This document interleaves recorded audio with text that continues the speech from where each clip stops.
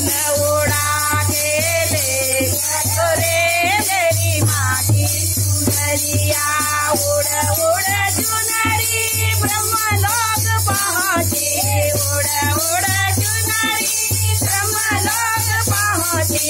ब्रह्मा के मन को भा गई रे मेरी माँ की चुनरिया।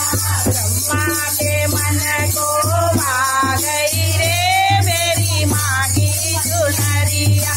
पवन उड़ा के ले गयो रे मेरी माँ की चुनरिया।